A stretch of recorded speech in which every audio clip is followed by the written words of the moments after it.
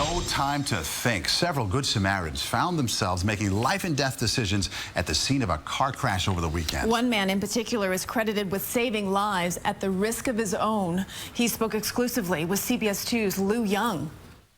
The splash was just too loud. I knew it was a car.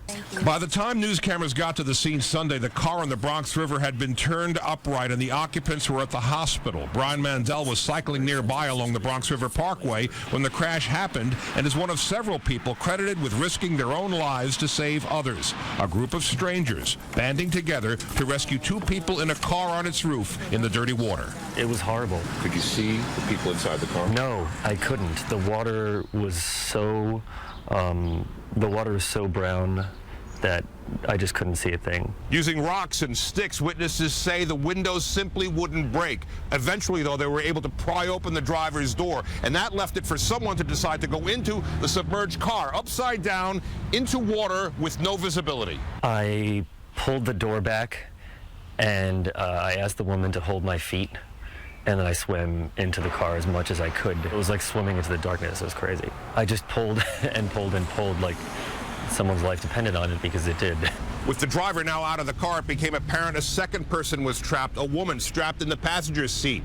Arriving firefighters from Yonkers and the civilians already here then got in the river and in an act of desperation decided to physically turn the car over. We just kept lifting and lifting and lifting, and even with these huge firefighter guys, and so many of them, it was so waterlogged that I just remember thinking, like, when is this thing gonna flip over?